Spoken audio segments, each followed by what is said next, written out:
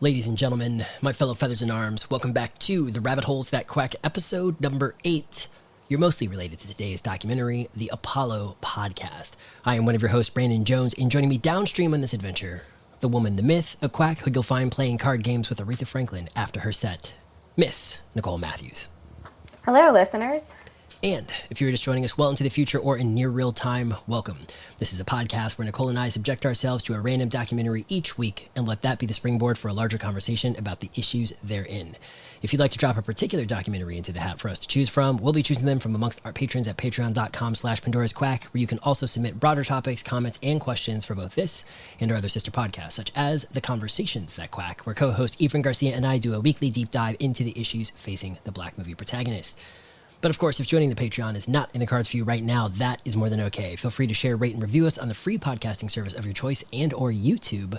And stick around for Pandora's Quack's other upcoming shows.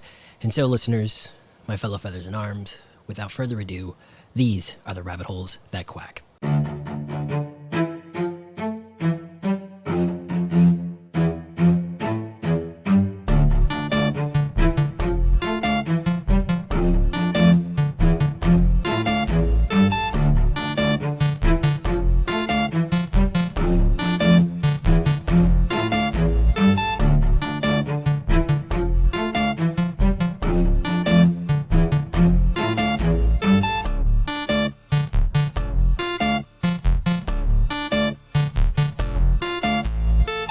Tonight's featured documentary is The Apollo. The Apollo dives into the history of New York City's Apollo Theater in Harlem. It is directed by Roger Ross Williams, who's responsible for God Loves Uganda, Life Animated, and Music by Prudence.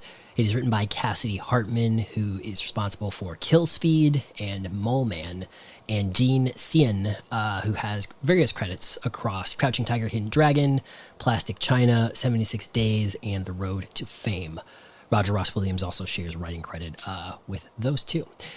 As of this recording, currently sits at 95% critical rating on Rotten Tomatoes and an 86% audience rating. Listeners, last week, Nicole and I dove headfirst into the conversation around the immigrants that arguably changed the course of American pastries and put something as simple as a pink donut box on the cultural map via the documentary The Donut King.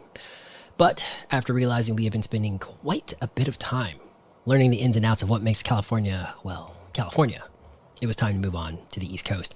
So tonight, we are talking once again about the Apollo. Now, Nicole, having been here for nearly a decade and change now, have you ever been to the Apollo, and or how familiar are you with its overall legacy?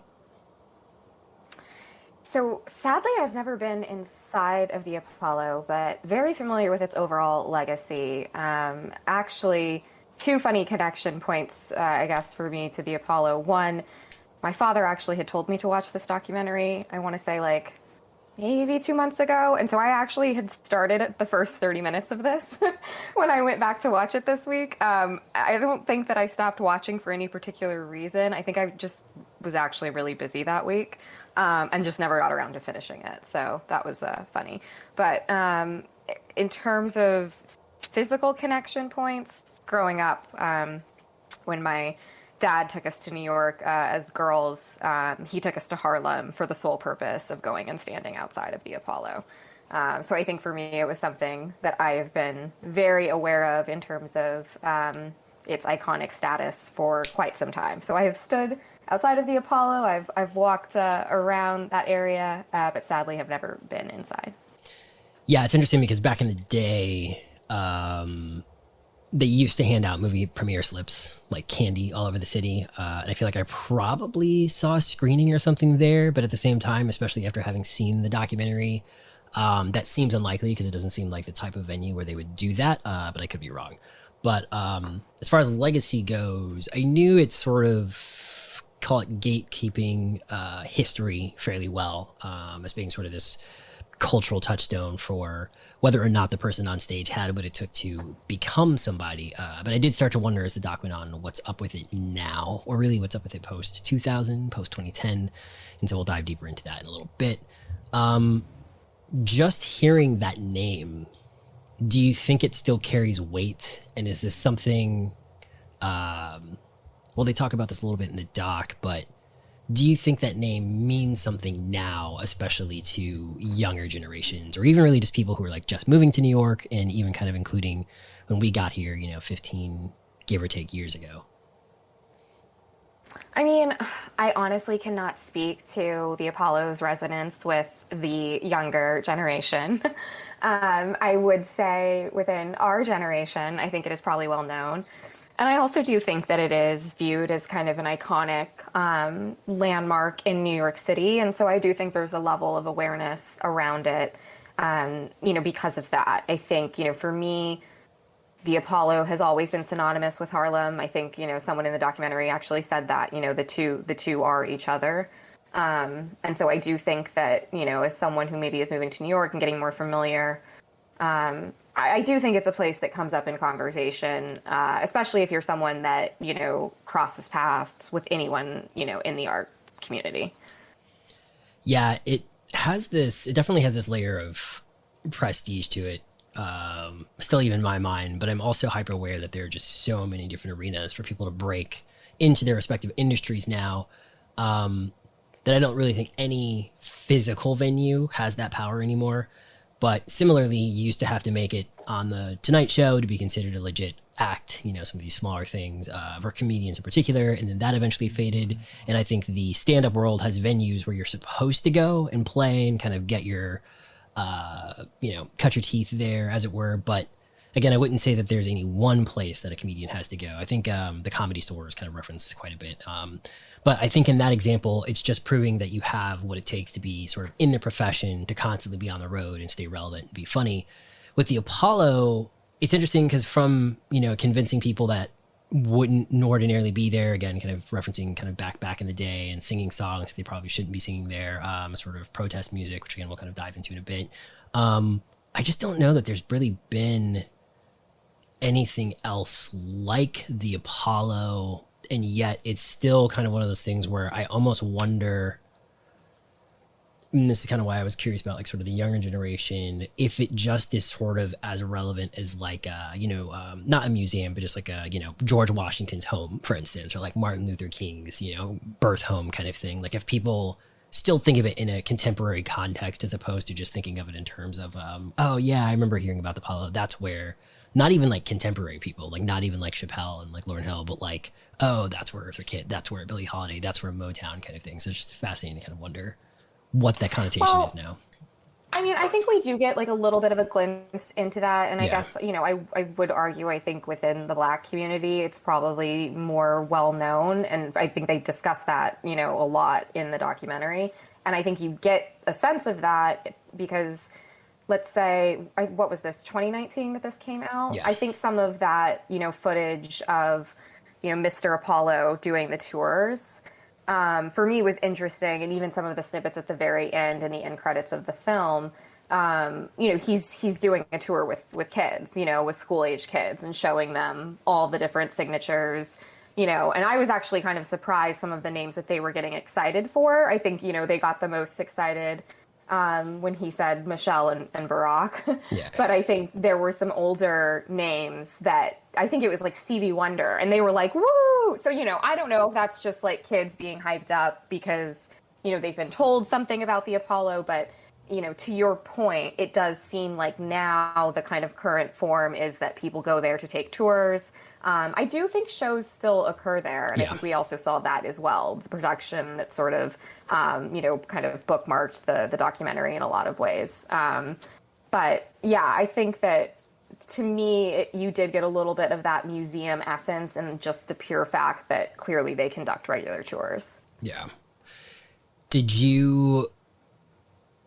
you were saying that you had kind of watched, kind of the first 30 minutes or so. Did you kind of go into this, especially like when your dad was like, hey, you should check this out? Did you go into it thinking this is going to just be more just like a broad history, not so much of obviously the super tangible physical building, but like some of the stories that were kind of in it?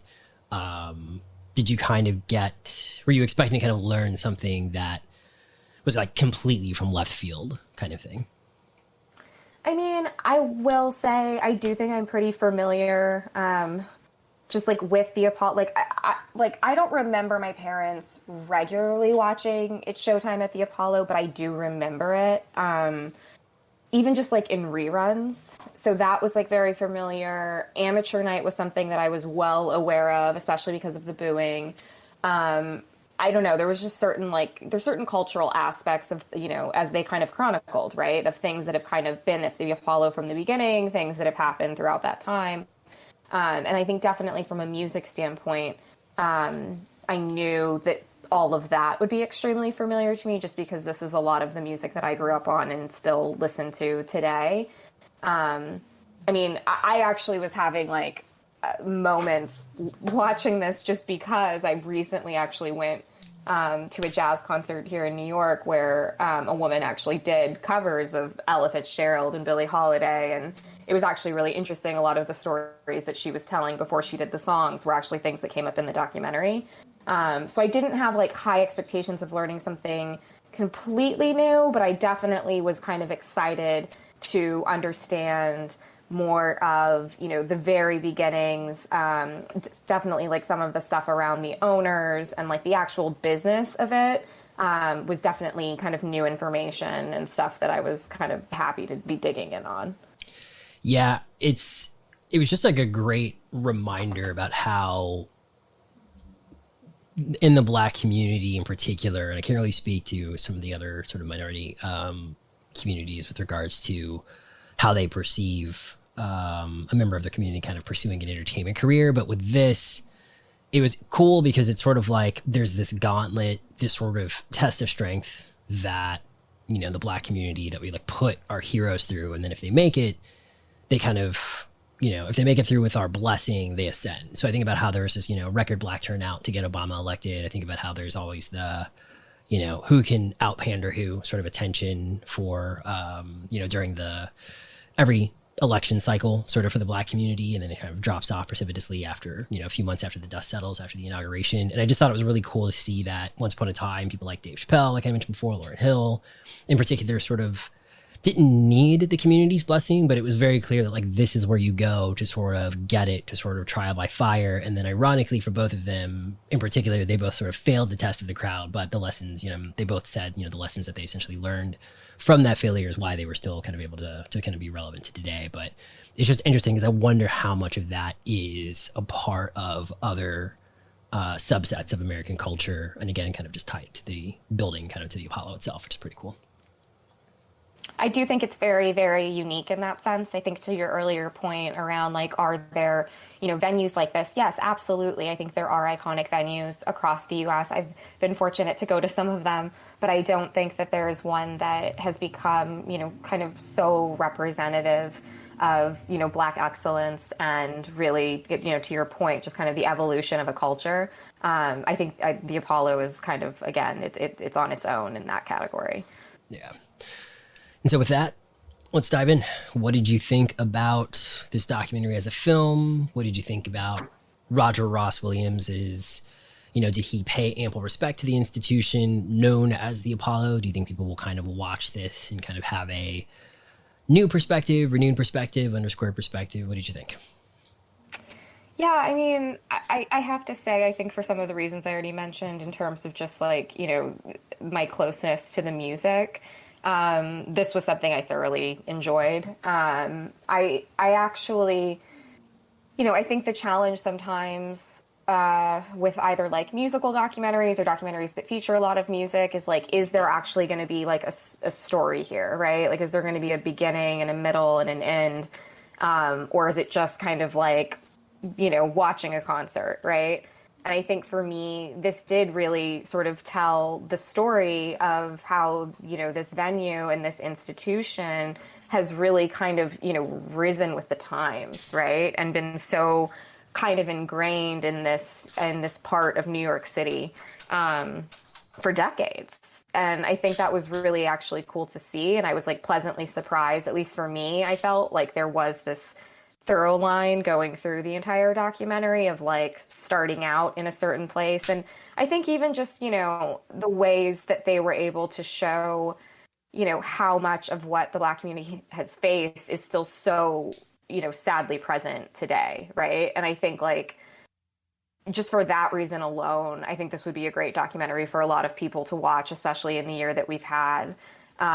Because when you watch some of those clips of, press conferences with police officers, or, just again, some of the footage they have, sadly, I think, most people will likely have the experience of just, again, realizing, for me, it was just like yet another reminder how much things are the same, I think, in those ways. And I thought that was kind of surprising, and again, wasn't something that I knew going in, like how much they would be getting into that, but I was happy that the documentary explored it.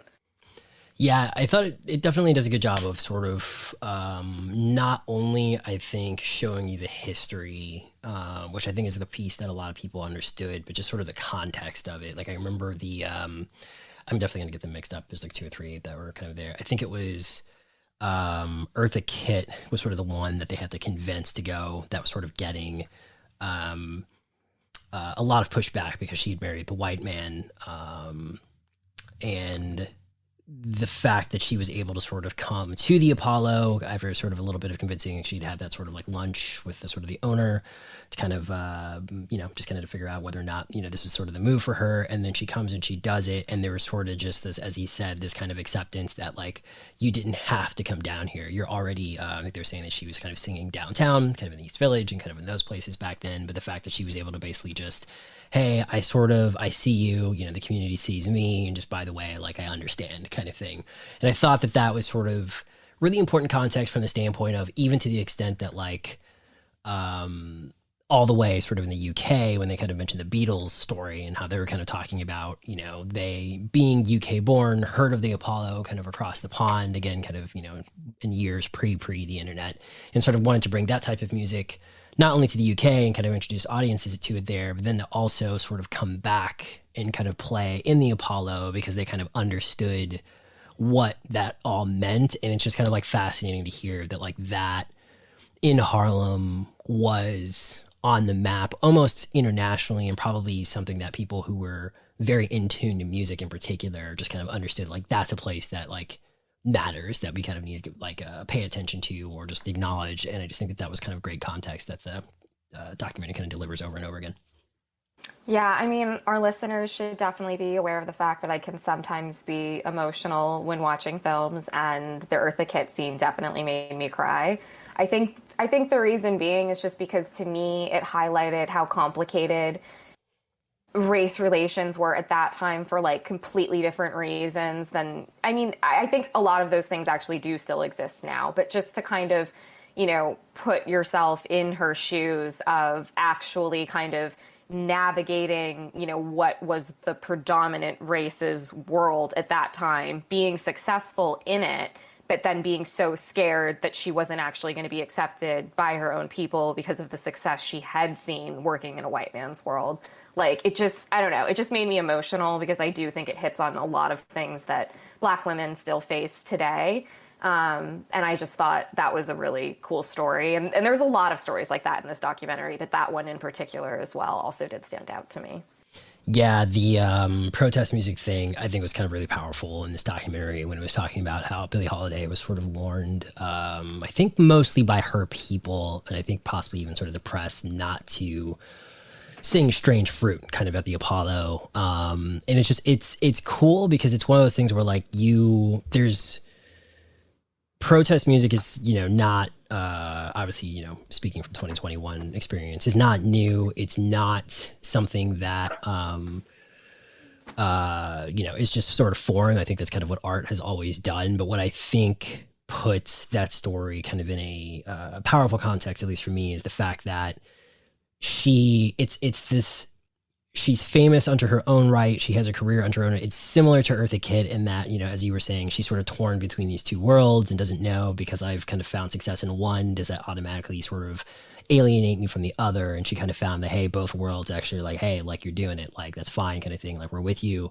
And I think it was sort of fascinating to see with the Billie Holiday instance where you have the protest music angle, but it's also kind of this deeper connection that she gets to have at the Apollo by saying like, hey, like not only am I here in the same vein as, kind of Eartha Kitt was, but I am telling you, I'm singing this song to you that like other people just won't get, that they won't like feel it the way that like you guys will, and kind of up here and in Harlem and sort of during these times.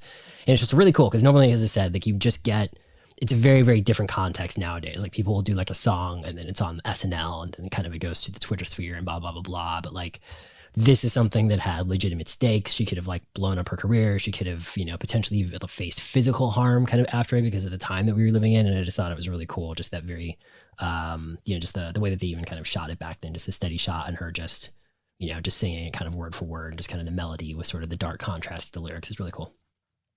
Yeah, I mean, I think to me, the other thing that's cool is just how much that song, you know, still today really just kind of hits in a certain way. I think that, like I mentioned, I was at this jazz concert recently and I was with two friends, and I you know, the woman actually told the same story about the song Strange Fruit before she got ready to perform it. And I kind of encouraged them to listen. And I don't know for sure if it was the first time that they had heard it, but I could tell after that they were stunned because they had listened to the words, you know? And I think it's like, it is such a tragic song, but she sings it in this way that like the seriousness and the severity of the words are kind of hitting you like 30 seconds after she says it almost. And so like the collective experience of listening to that song has not changed in my mind. And I feel like for me, like that clip in particular was not one I had seen before. I've heard the song covered. I've seen other clips of her performing it. And it just doesn't matter how many times you hear it. It just kind of shakes you a bit. I actually think Kanye samples Strange Fruit on a song. Now that I'm thinking about it, and go back and look and see what that is. But I mean, it, and I think, you know, that is something I would say of a lot of the music that is in this documentary. And to me, even though that is never explicitly said, this would be a reason I think that people should watch it. And, you know, and I even got to study this a little bit in some of the, you know, the classes that I took in college. But I think something that, you know, often gets overlooked is just the impact that the Black community has really had on American music. I think there's definitely a lot of white people in the music industry that know this. And so, like, you know, that Beatles example was refreshing to just hear him be very honest about the fact that, you know, the UK actually, you know, historically too, was always kind of ahead of the trends, at least from a music perspective, than America. So like that story to me was not surprising for that reason.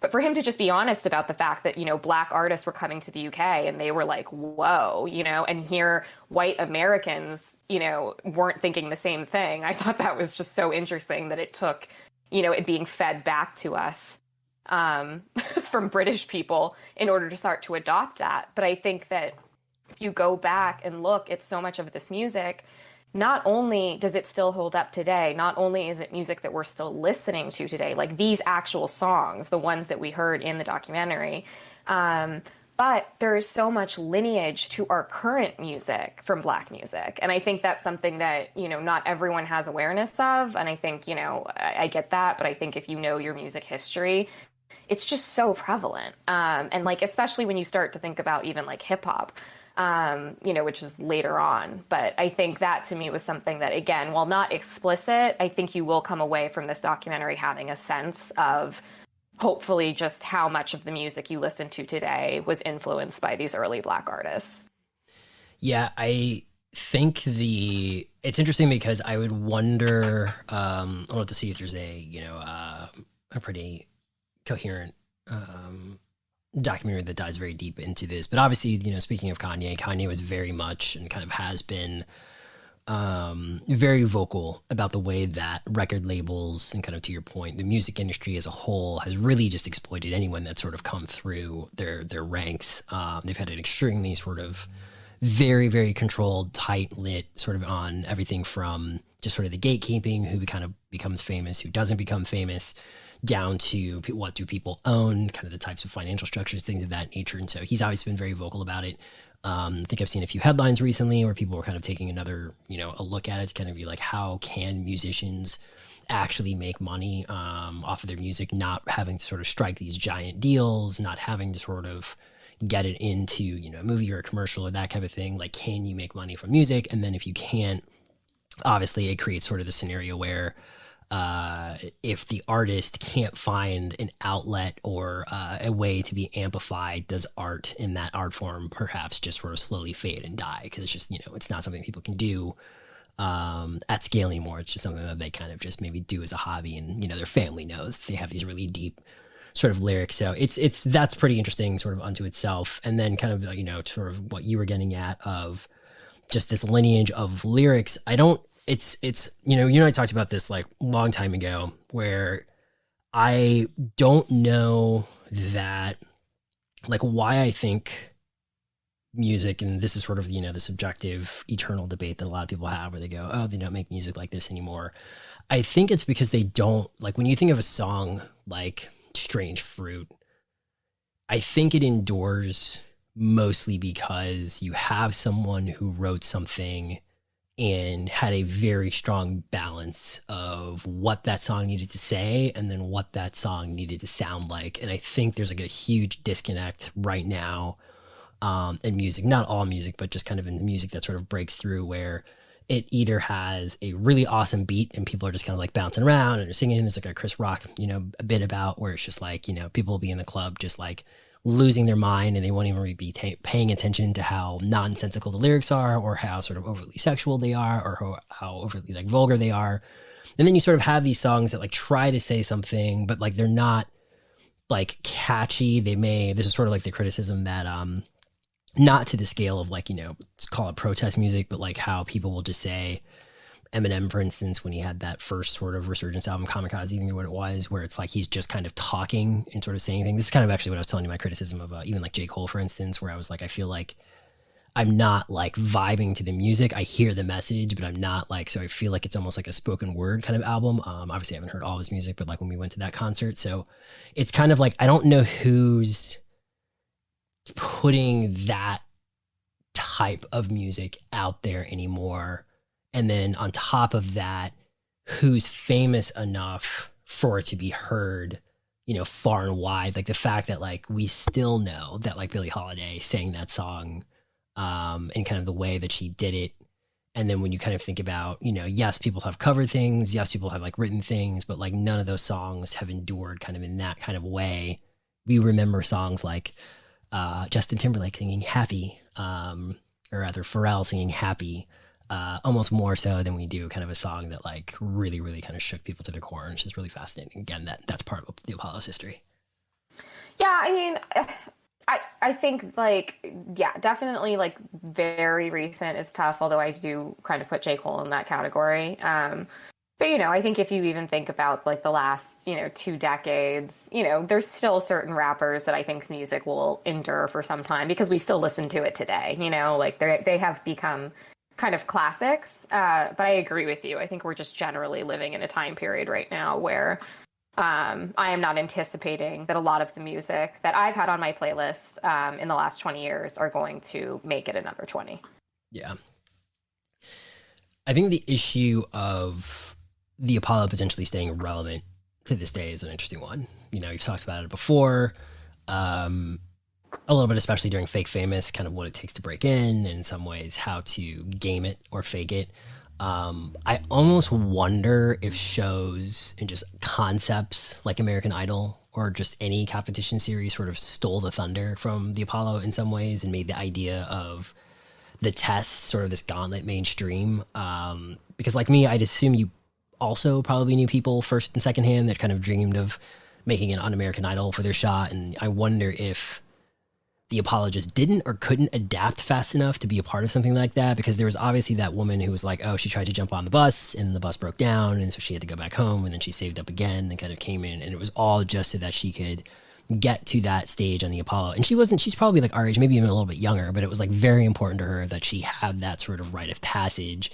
Whereas I think most people nowadays just go, oh, if I can just get on America's Got Talent, if I can get on an American Idol, if I can kind of get on this much, much, much more commercialized show, then I'll make it. And then it's sort of like, to be fair, I do wonder, which is kind of the larger question that I think, they try to answer, not overtly in the documentary, but some of the, board meeting kind of things that we see is like, does that is that actually powerful anymore? Like, is that should that person, you know, you have the one bus ticket, should you be going to audition for American Idol, or should you be going to the Apollo? Which is better for your career, and then, you know, maybe which is what better for your soul, kind of thing. Yeah, I mean, I would have to say though, like, because I think at least up in like till pre-pandemic, I would assume they were still doing amateur nights.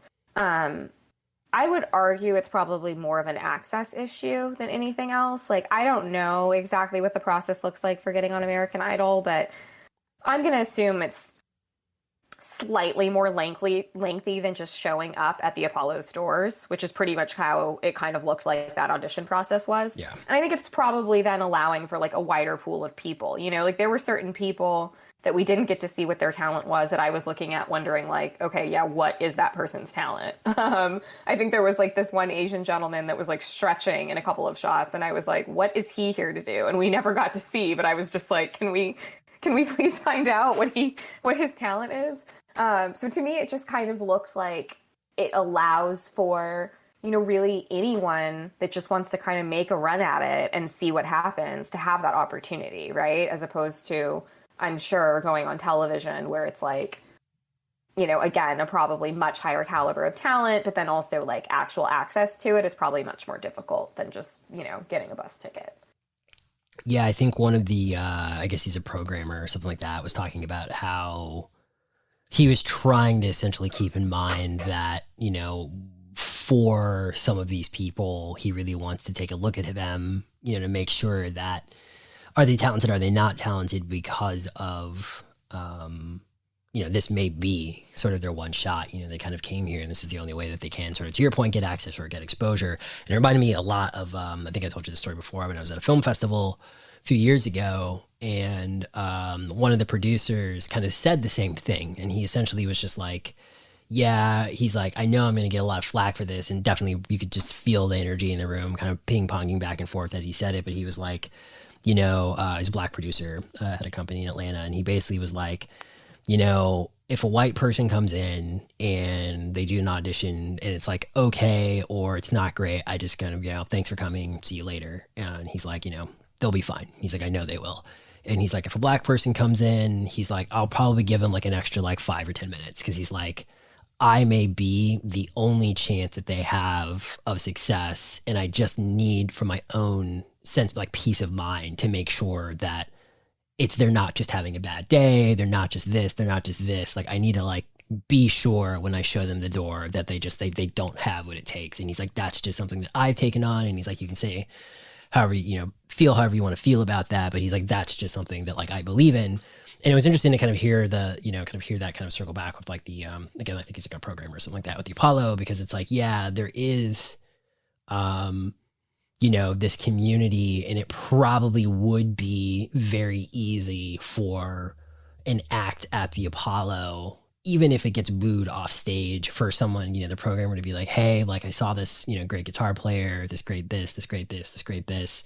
You should, you know, take a look at him. I'll send him your way, kind of thing. And I feel like that, to kind of your point about sort of the process of American Idol versus the Apollo, may actually, so in answering my own question, may actually have more power or more weight, because it's like, once you're sort of seen and acknowledged, and probably even sort of, even if it's not the general public community, it could just be sort of the programmers at the Apollo. If you are someone that makes sense, or, you know, they can see the raw talent, but you might need a little bit of extra time, you might actually be pointed in a direction that, you know, maybe it's an apprenticeship, maybe it's sort of a whatever that can kind of guide you along that path. Yeah, for sure. I mean, I definitely think that, you know, in that woman's mind, it was going to be either a stepping stone for her, or I think, to your point, just sort of kind of completing, you know, something that is going to make her feel like a part of her dream was realized. Yeah.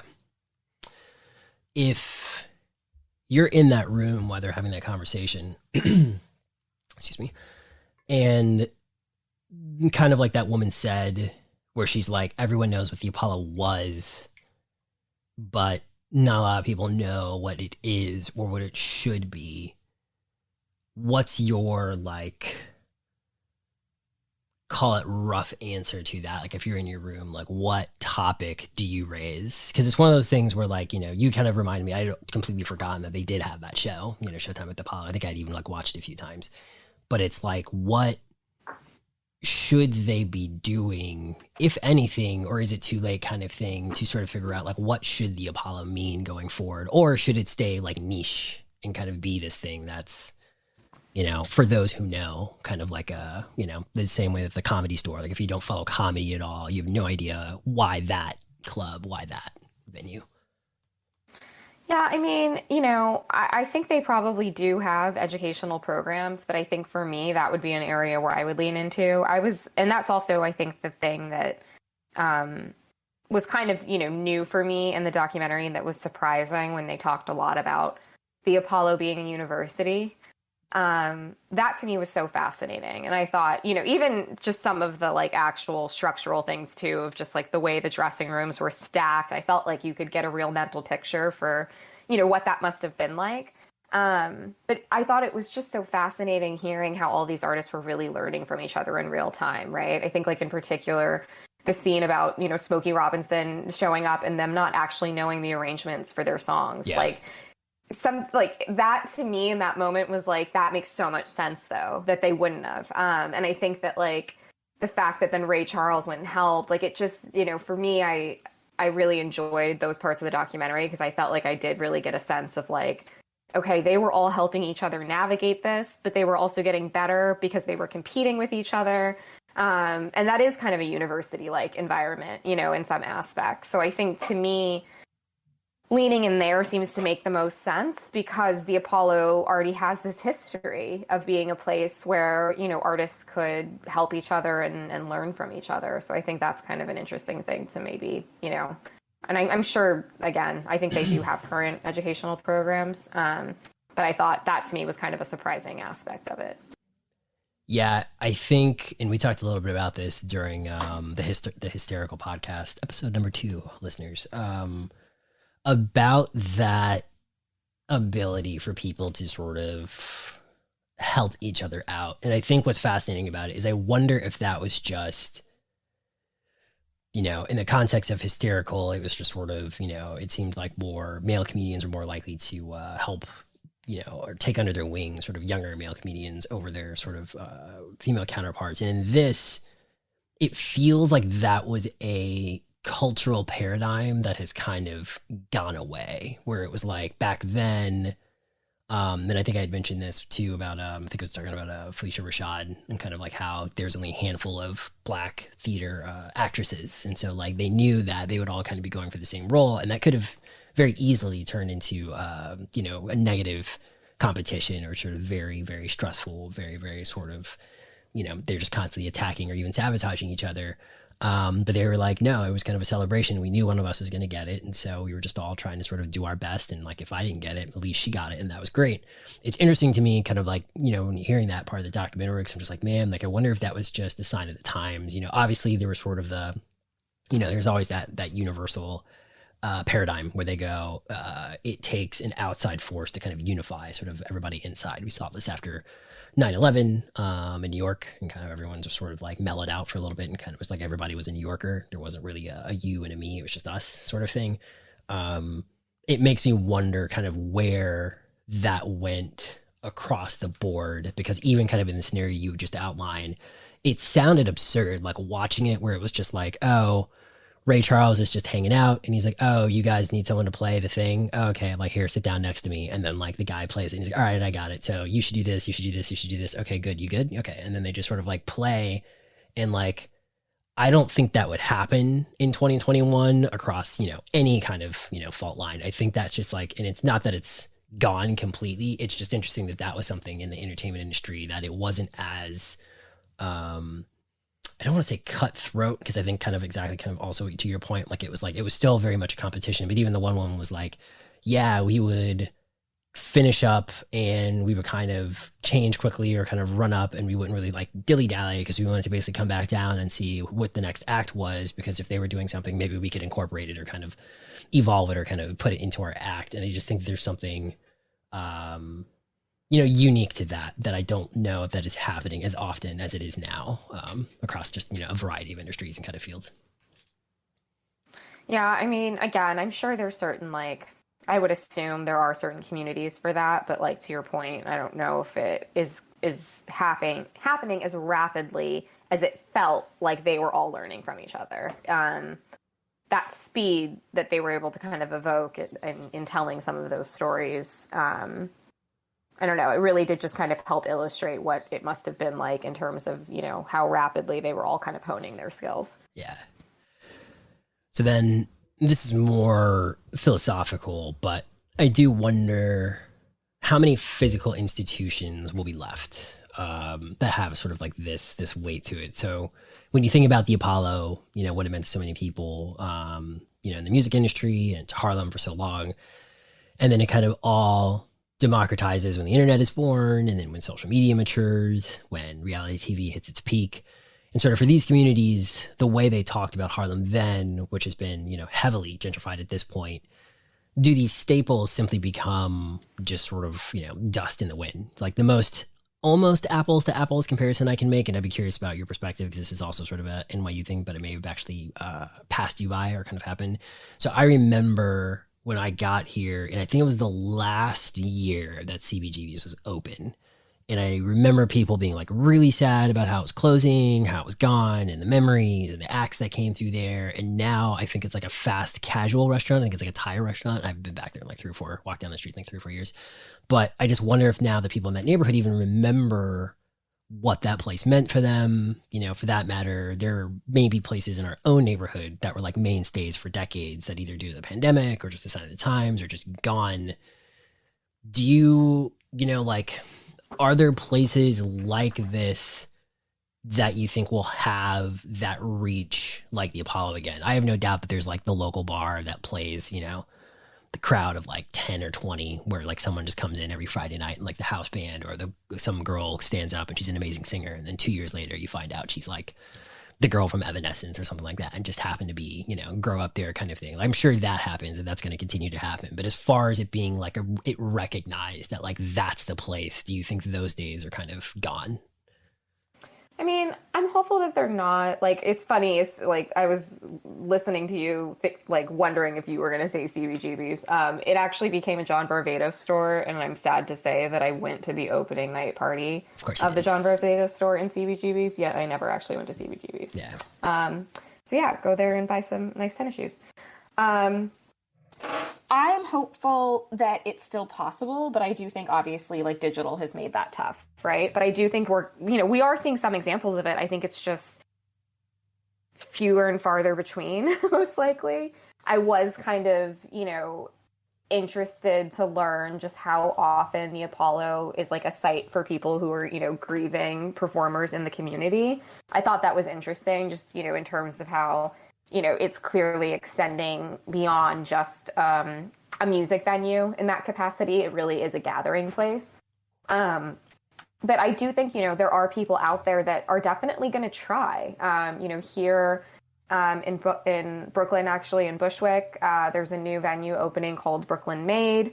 And I know that they kind of endeavor to become an iconic place for, you know, rock and alternative acts. The actual venue itself has been like in the works for over a year. It very uniquely has a private pool for all of the artists that perform there, like a private rooftop pool. So they're trying to specifically create an experience for artists when they are there doing their sets where they can kind of feel comfortable, come a few hours before, stay a few hours after. So I think that's really interesting that they actually, you know, built the venue to kind of cater to the artist itself.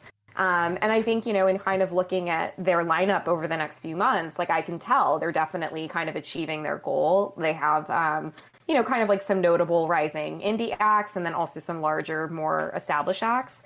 So they're, you know, I'm very curious to watch things like that, right? Like I think they open in a month or two. And I think it's very possible, you know, they might be able to reach their mission and become kind of this cultural institution, this iconic music venue here in Brooklyn. But I think kind of to your point, digital is definitely making that more complicated. And I think even if this place is successful, I really question if it will ever be able to be, you know, on the same level as like an Apollo. Yeah, it's just one of those where like it just seems like the Apollo hit at sort of the budding of an industry, obviously kind of as, you know, civil rights and all these things were very top of mind. So you going there meant something not only to the locals, not only to the community, but even kind of to the industry, especially kind of in some of those examples like Eartha Kitt and sort of the Billie Holiday example. I don't know that there's anything that has that much weight now. Like you would probably have, and obviously, you far more plugged into the acts and kind of where they are and sort of the fame meter. But it's kind of like I can't imagine outside of someone who follows music very very loosely. I feel like I would almost need a much almost older kind of very established person to sort of like be there and almost kind of handpicking some of the young talent or exalting the young talent or something of that nature to sort of like anoint the place, if you will, because other than that, it would just be one of those places where it's just another venue, it's just another venue, it's just another venue. And then kind of overnight, it's like, oh, that's the venue where this person came from and this person came from and this person came from. But yeah, it'll be interesting to see if anything like that scales. But I guess that's really just going to kind of be a larger conversation about what's going to go on with the music industry over the next couple of years as people get back on tour, and are they going to figure out how to do anything more interesting with their acts, or did they learn anything over the last year about the way that digital sort of bled into some of their performances and all that. Yeah, I mean, I really think that that fundamental shift does just kind of change the way that artists get discovered. And that's not to say, like, I would actually love to know, like, in the last 6 months, like, kind of to your point, like, are there recent examples of artists that actually had something happen in a live physical space that led to their current success? I just see so much happening in terms of how, like, artists are using social media right now, that I for that reason alone, it's hard to really think about a venue that could achieve the status of the Apollo, right? Like, it was just a different time where people actually were struggling to have an outlet to be discovered. And it's even different than, like, again, to call out Hysterical that we reviewed, it's even different than comedy in that sense, right? And that's not to say that there aren't now, like, a ton of comedy videos on YouTube. There are, but I do still think there's something about comedy that just kind of necessitates being in person. And so I think you're still seeing a lot of young comics get their start in comedy clubs. But I feel like for music artists, it's just a little bit different now because there really is a pathway to success that is purely online. Yeah, I really want to talk to someone in the music industry, more call it corporate side or something. Because I'd be very curious to kind of pick their brain about the past year. Because like I was telling you, I just feel like music, I was talking to a friend of mine earlier about this. I was just expecting more like heavy art to come out of the last year. Like, it's like you had the end of the Trump presidency, you had the pandemic, you had people at home. Like, I just like really was like, oh, we're going to see some great stuff. And I feel like we got nothing from like Hollywood. We got nothing really from music. There's a few people I think that you had kind of put on my radar. We were talking about this because he said there was a Netflix special where it feels like someone finally got it, sort of thing. So I'll check that out this weekend. But it was just like, man, like, I just feel like there's like, and maybe it was just an opportunity for all these artists to take a break, which would have been, which is great because maybe the next thing that they put out will be phenomenal, even if it's not pandemic related. But I just was like, the fact that all we got was a bunch of celebrities singing Imagine is just like, it's sad. Like, where was the, like, I don't know, like, where was that energy, but like a bunch of, rappers or hip hop or somebody just like, putting out this crazy song that they just freestyled on like a Zoom thing. Like, even the verses thing, like, it was fine. Like, you and I watched a couple of those, but I feel like we just didn't get something that would have like defined 2020 from like a I want like my Lady Marmalade of 2020. No. I want like my four well-known singers on a track that's like an instant hit type of song, Yeah. No, I mean, look, I think that's the other tough thing about music is, like, I think you're right that there was nothing that like hit the mainstream in a massive way, but there definitely was music in the last year that hits on what you're saying, but maybe not in a way that was like, again, in a kind of mainstream sense. But there's definitely some stuff that like I've been listening to that I think you can tell like very much came out of this time period. Like if the pandemic was a movie that was almost like A Star is Born, I can just imagine like, you know, someone starts a Facebook feed and it's like 10 or 12 people and they're just sort of like playing a set, and then by hour two there's like 15 million people watching. Like that's what I mean. Like we just didn't get like, we were waiting for this like cultural something, and I felt like with music it was just the most easy way of just person, voice, microphone, and it just felt like we didn't get it. And I don't know why that is. Like it's, maybe that's just like, you know, high expectations for romanticization from disaster, but it was just I was expecting more output of something for the time. I just feel like we didn't get anything. Yeah, I mean, you know, it's tough though, because like there are people that would literally be like, "What do you mean we got folklore Yeah. from Taylor Swift? Like, what are you talking about? We got 2 folk albums from Taylor Swift." Like, there's literally people who are like, they would argue that with you I guess. because that's like a big deal to them, Yeah. you know, that she made 2 folk albums during this time. Yeah. So I don't know. It's hard, but I agree with you. Like that doesn't rank for me, but for a lot of people. I mean, and she sold a lot of records. Yeah, and I got served a couple randos via my YouTube algorithm. So I guess I'll give that a participation trophy point. But yeah, we just didn't get as I said, that song. The way that Old Town Road just was everywhere all of a sudden, and everyone was like, I can't listen to anything else. Like I was just like, man, like we just. Well, we did get WAP. I mean, let's you know, let us not forget. Yeah, but to even that though, The pandemic gave us WAP. I feel like that would have came and went had, you know, Ben Shapiro and Candace Owens not had their feud with her, because I feel like that like it was like there are the people who were already paying attention to Cardi B that like, okay, cool, and that's a cool song, and then like, you know, the usual hip hop podcast and radio, and then like the world was moving on, and then as I said, Shapiro and Owens kind of got involved, and all of a sudden it was like, well, wait a minute, should this song be a song? What about free speech and all this kind of stuff? But yeah, like I just like as I said, there is no, even the movies, like Lockdown was kind of meh. And we never did watch that other one that I think I showed you the trailer about, that guy who was like immune, and it's like a found footage kind of thing.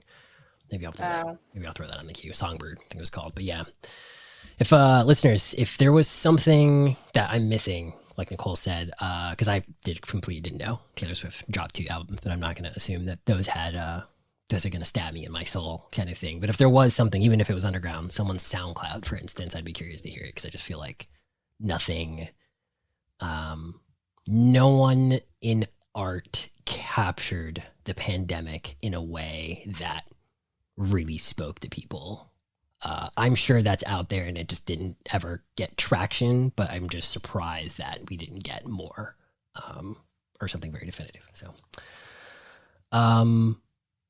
anything else that we missed from the Apollo that you kind of wanted to talk about? Institution, just kind of we didn't really talk about the Ta-Nehisi Coates thing, but I kind of feel like at least from my perspective, that was kind of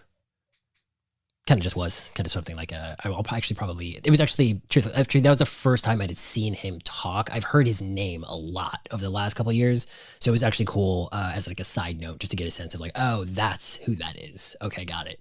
I just known of his name and people talking about him and the things that he'd written, but that was the first time I got to see him speak, so I was able to be like, oh, okay, I understand him now, because now I've seen him speak, I've seen him interact, I get it, I get him as a human being now, not just sort of this ethereal artist, which I thought was interesting.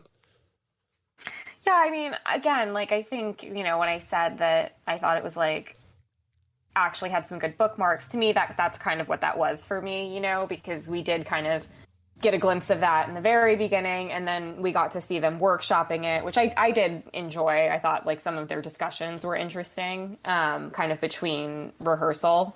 So some of that like chatter, I was happy that they actually like kept in.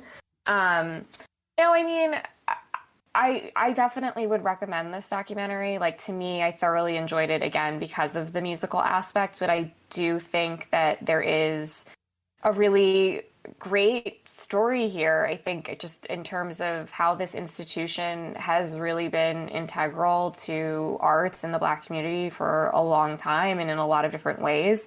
And I think like getting to kind of see that and have it be kind of, historically chronicled and then kind of tied up to other major events was also helpful, just to kind of help better illustrate, I think, this journey that this venue has really gone through.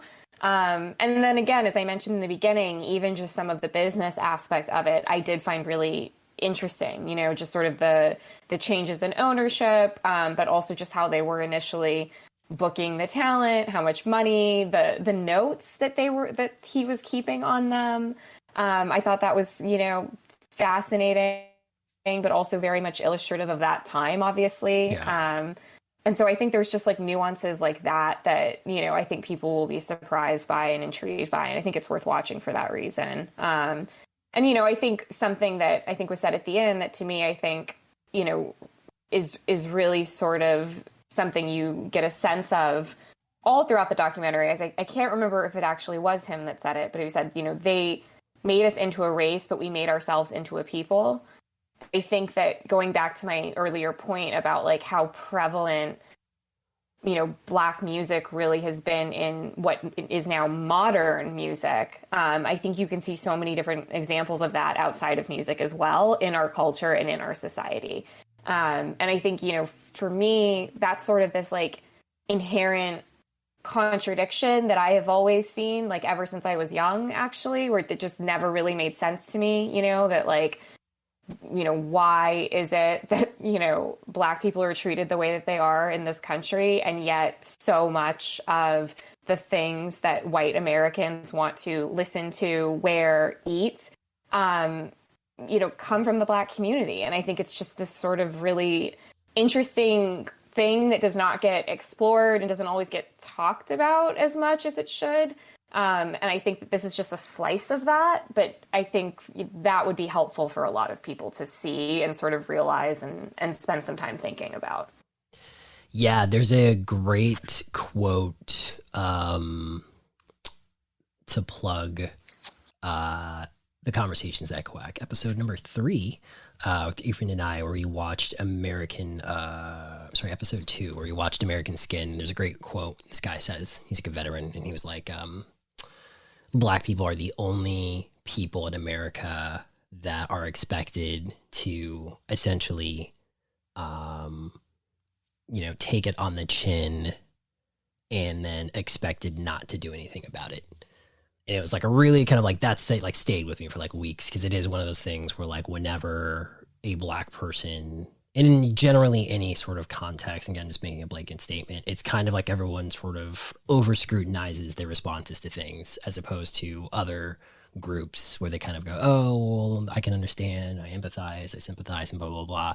And I just thought that was really fascinating. And so like with this kind of putting in the context of what you're saying with music, it is really interesting to kind of think about how I think generally kind of, what you're saying much, much earlier, everyone kind of understands there are a lot of roots in the Black community for music that has kind of gone on and rippled outward into its own influence, where it's kind of become its own thing in this community and its own thing in that community and such. And it's kind of like one of those things where like I hadn't really been paying attention to that recently. It's kind of one of those just sort of assimilated known things. But then I remember thinking about that and reading op-eds about it, specifically about the whole is Old Town Road a country song or not. And it was kind of fascinating to kind of think that if this was not Lil Nas X and it was somebody else, would that debate still be happening? And it was kind of like, it's sort of like the elephant in the room that I don't think anyone ever really sort of acknowledged. Or I didn't really see anyone kind of thoughtfully having a discussion about, pros and cons or for or against sort of thing. But I always wondered that when that sort of conversation happened about the genres and all that kind of stuff. But yeah, it's I would recommend this as well. Again, mostly because it's just like, even just, the Eartha Kitt and the Billie Holiday stuff, I just think that's like a really powerful thing for people to kind of understand that it wasn't just another venue for them. There's just a lot of powerful context about like what they were doing and kind of what they were putting at stake that I really don't think most artists, again, blanket statement, most artists are ever really faced with, like as political as like, say, you know, she's top of mind now because you incepted me with her, as political as Taylor Swift will ever be. I don't think she will ever say or do anything that would put her in the context that like Billie Holiday was in. I would be, you know, she would have infinite respect for me if she did, and that's, you know, that's not really her you know, her job to do, but just like that's kind of what I'm getting at, of just the that moment in time. I don't know if that will come back around again. Fortunately, because that means that progress has been made, but just kind of from the standpoint of like, does music have that same sort of deep cut into the soul that it used to? I think it's just, again, it's not transcending into the mainstream as much. I listen to so much music that is politically charged. And I think like a lot of them too are like new, young, emerging artists that have like really strong, like actually like one of my like recent J. Cole songs that I've been listening to is actually a response to a young Black artist who has basically been dragging him in social media because she thinks that he's not doing a good enough job helping the Black community. And so he wrote a song responding to her because that's how much she's been hurting his ego through her work. So I do think that there is a lot of this music still happening right now, but I think like it maybe is not on the level of like a James Brown, right? Or these, again, iconic songs or iconic albums that still kind of resonate today. Yeah. But it's happening. It's definitely, it's definitely out there. I can attest to it. And it's great to hear because I think it's also happening in really unique ways as well. But no, I don't think, unfortunately, this is the music that is then getting played on the radio. Yeah. Very true. Well, I guess there'll always be SoundCloud. This is true. But, you know, I mean, for me, you know, I'm a big Spotify user, and like, I think that has probably been a catalyst for me discovering some of that music too. And like, you know, I'm a big lyric person. So for me, it's like pretty easy to like catch that stuff. But I was actually thinking about that the other day, that there's just like a lot of songs that I've kind of been adding to different playlists lately that have like, you know, either like a political message or a cultural message, or, you know, it's not something superficial. Yeah. Very true. And with that, ladies and gentlemen, my fellow feathers in arms, that is episode number 8. As you mentioned up top, if you enjoyed what you heard tonight, help us keep it going by supporting us over at patreon.com/Pandora's Quack. Feel free to share, rate, and review us on the free podcasting service of your choice. If it was Nicole's preference, probably Spotify. Of course, we are also available on YouTube, and stick around for Pandora's Quack's other upcoming shows. Thank you, Nicole. Thank you, listeners. Nicole, we've gotten a lot of positive feedback since we launched. So thank you to our friends and family for putting us through the smell test. But now it may be time for our biggest challenge yet. Are you ready? Next week, I think it's time for us to weigh in on Britney Spears. Dun, dun, dun. This podcast was produced by Pandora's Quack. She's Nicole Matthews, and you can follow her at... You can follow me on Twitter at Nicole Matthews, and you can follow me on Instagram at Marie Coley. I'm Brandan Jones, and you can follow me on Twitter and Vero at Lamar Diablo. That's one word, and these are the rabbit holes that quack. Good night.